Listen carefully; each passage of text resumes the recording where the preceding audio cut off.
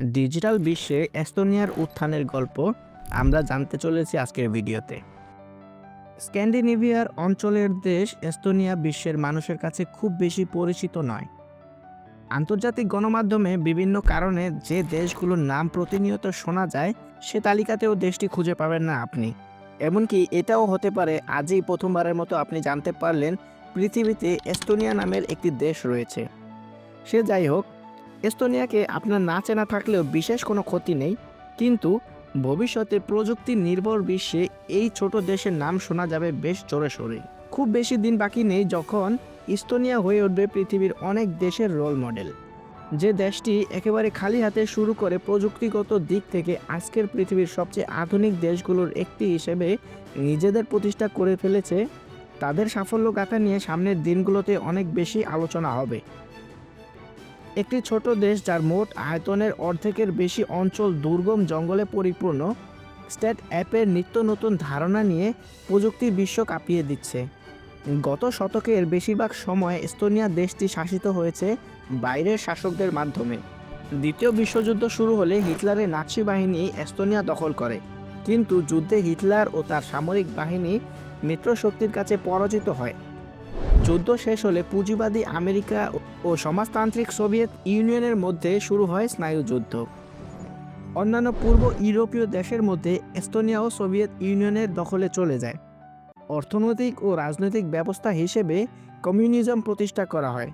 Soviet আমলে এস্তোনিয়ার উন্নয়ন হয়েছিল খুব ধীর গতিতে।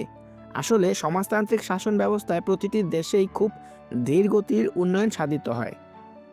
যেহেতু সেখানে ব্যক্তি পর্যায়ে অর্থনৈতিক উদ্যোগ নেওয়ার কোনো সুযোগ থাকে না, প্রায় 50 বছরের সোভিয়েত শাসনের পর যখন এস্তোনিয়া স্বাধীনতা লাভ করে, তখন দেখা যায় ইউরোপের অন্যান্য দেশের তুলনায় তারা সব দিক থেকেই অনেক পিছিয়ে রয়েছে। একটি দেশের উন্নয়নের জন্য রাজনীতি ও অর্থনীতি দুটি ক্ষেত্রেই সঠিক সিদ্ধান্ত নেওয়া খুব জরুরি।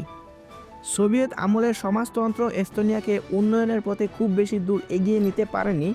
তাই স্বাধীনতা লাভের পর সোভিয়েত আমলের সমস্ত নীতি ও বিধিনিষেধ পরিবর্তন করা হয়। রাজনীতি ও অর্থনীতির জন্য পুঁজিবাদ ও গণতন্ত্রকে বেছে নেওয়া হয়। স্বাধীনতার ঠিক পরের সময় এস্তোনিয়ার জন্য খুবই গুরুত্বপূর্ণ, কারণ সোভিয়েত আমলের সমস্ত কিছু উপড়ে ফেলে একটি নতুন ব্যবস্থাকে দাঁড় করানো মোটেই সহজ কাজ ছিল না। তবে সবচেয়ে বড় বিষয়, সেই সময়ের এস্তোনিয়ার রাজনীতিবিদরা জনগণের কাছ থেকে স্বতঃস্ফূর্ত সমর্থন লাভ করেছিলেন। রক্ষণশীল অর্থনৈতিক ব্যবস্থায় দেশের দ্রুতগতির উন্নয়ন সম্ভব নয়, তাই মুক্ত অর্থনীতির দেশ হিসেবে এস্তোনিয়াকে গড়ে তোলার জন্য রাজনীতিবিদরা প্রয়োজনীয় পদক্ষেপ গ্রহণ করেন। বাইরের দেশ থেকে পর্যাপ্ত বিনিয়োগ লাভের জন্য সোভিয়েত আমলের করা আইনগুলো সংশোধন করে বাণিজ্য বান্ধব আইন প্রণয়ন করা হয়।